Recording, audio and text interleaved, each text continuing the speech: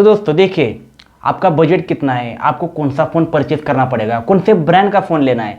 मुझे बहुत सारे सवाल मुझे इंस्टाग्राम पे एफबी पे आए, मेरे फ्रेंड्स ने मुझे फ़ोन किया कि भाई मुझे इस बजट रेंज का फ़ोन चाहिए या इस कंपनी का फ़ोन चाहिए। तो इसी के बारे में मैं आपको कुछ इन्फॉर्मेशन देना चाहता हूँ कि आपका बजट इतना इतना होगा तो आपके लिए ये फ़ोन बेहतर होगा।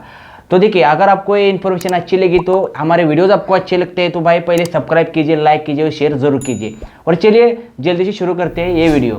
तो दोस्तों पहले मैं बात करूंगा 15,000 से लेके 20,000 के फ़ोन की। तो देखिए, यहाँ मैं कोई ब्रांड का नाम तो नहीं लूँगा कि भाई आप ये फ़ोन परचेज़ कीजिए या आप ये फ़ोन परचेज़ किए। मैं आपको एक वैल्यू फॉर मनी पैकेज का फ़ोन आपको बताता हूँ, यानी कि उसमें कौन से कॉन्फ़िगरेशन होना चाहिए, कौन से स्पेसिफिकेशन होने चाहिए।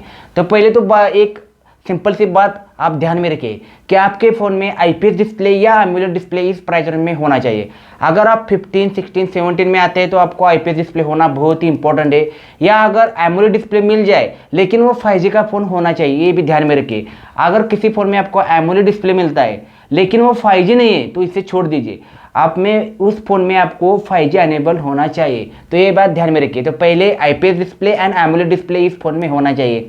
और दोस्तों यहाँ पे आपको 120 हर्ट्ज का रिफ्रेश रेट भी होना जरूरी है, जो कि आप एक मैंडेटरी हो चुका है। आपको हर फोन में 120 हर्ट्ज का रिफ्रेश रेट देखने को मिलता है। तो इस बजट रेंज में आपको पहले तो आईपीएस एमोलेड एंड 120 हर्ट्ज का रिफ्रेश रेट भी मिलना जरूर है। और दूसरी बात, अगर कोई कंपनी आपको यहाँ पे टीएफटी डिस्प्ले देती है तो देखिए इस फोन को छोड़ दीजिए, क्योंकि देखिए इस प्राइस में आप टीएफटी डिस्प्ले कोई भी लेना मुझे समझदारी का फैसला नहीं लगता। तो टीएफटी डिस्प्ले वाला फ़ोन आप 15,000 से लेके 20,000 में मत लीजिए। और साथ ही में देखिए चार्जर भी होना चाहिए। देखिए मैं स्पेसिफिकली बात कर रहा हूँ सैमसंग की। तो देखिए सैमसंग के फ़ोन में आपको टीएफटी डिस्प्ले और आउट ऑफ द बॉक्स आपको चार्जर नहीं देखने को मिलता, तो भाई इस फ़ोन को छोड़ दीजिए। अगर आपको चार्जर मिल रहा है, आईपीएस मिल रहा है या एमोलेड मिल रहा है तो आप इस फ़ोन को परचेज कर सकते हैं। सेकंड इंपॉर्टेंट चीज़ कि यहाँ पे आपको प्रोसीजर कौन सा दिया गया है। तो पहले तो ध्यान में रखिए, आपको यहाँ पे स्नैपड्रैगन का 695 का प्रोसेसर होना बहुत ही जरूरी है, या उसके ऊपर का होगा तो भाई बहुत ही बढ़िया है, लेकिन 695 तो होना ही चाहिए।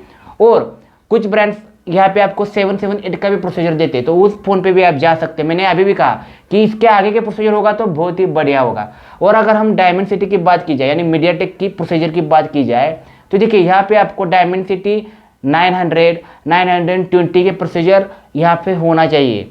आप यहाँ पे डायमेंसिटी 810 का भी प्रोसीजर यहाँ पे परचेस कर सकते हैं, कोई दिक्कत नहीं है। लेकिन इससे पीछे वाले प्रोसीजर लेना बिल्कुल भी यहाँ पे वैल्यू फॉर मनी पैकेज नहीं बनता। तो यही प्रोसीजर आप हर फोन में देखिए, कौन सा प्रोसीजर 695 है या मीडियाटेक का 810 है या 900 है, वही प्रोसीजर का फ़ोन आप परचेस कर सकते हैं।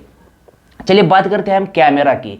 तो देखिए यहाँ पे एक पहली सिंपल सी बात याद रखिए कि आपके इस बजट रेंज में ओआईएस देखने को नहीं मिलता, लेकिन कुछ फ़ोन में आप ऑफर लगा के अंडर 20,000 आपको ओआईएस मिल जाता है, तो आप उस फ़ोन की तरफ जा सकते हैं। लेकिन आपको प्राइमरी सेंसर अच्छा होना चाहिए, वहाँ पे आपको स्टेबिलेशन थोड़ी सी अच्छी होनी चाहिए, या 1080p पे वीडियो शूट आप कर सकते हैं। ऐसा फ़ोन आप चुनिए कैमरा के हिसाब से।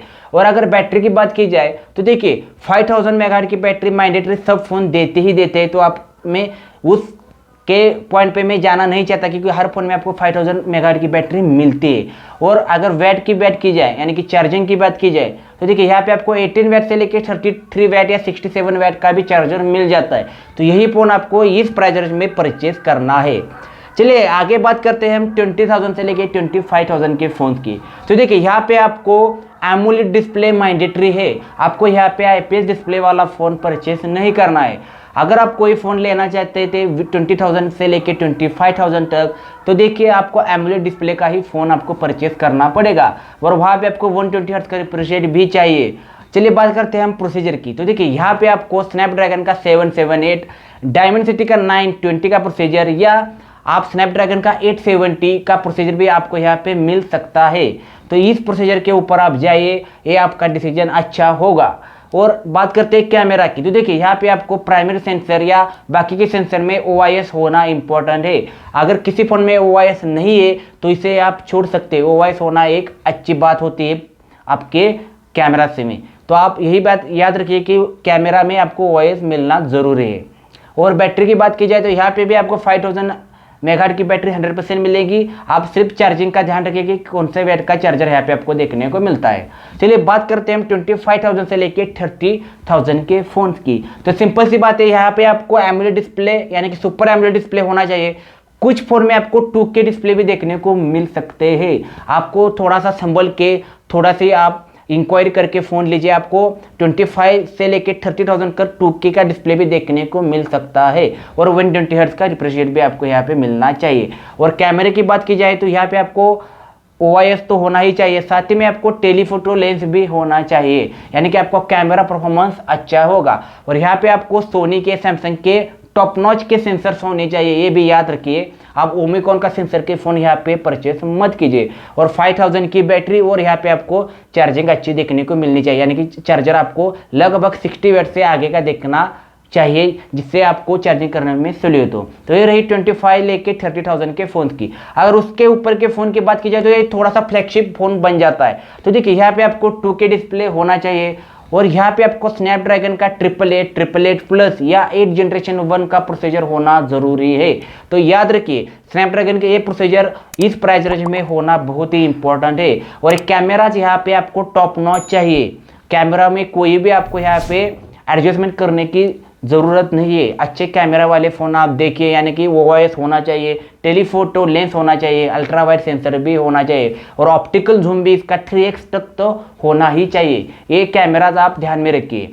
और बैटरी की बात की जाए तो यहाँ पे आपको 5000 मेगाहर्ट्ज की बैटरी और हायर चार्जर यानी कि 120 वाट, 90 वाट, 80 वाट का चार्जर होना चाहिए। अगर किसी फ़ोन में आपको चार्जर नहीं मिलता लेकिन स्पेसिफिकेशन बहुत ही बढ़िया है तो आप यहाँ पे परचेज कर सकते हैं। तो आई होप कि आपको मेरी बात समझ में आ चुकी होगी।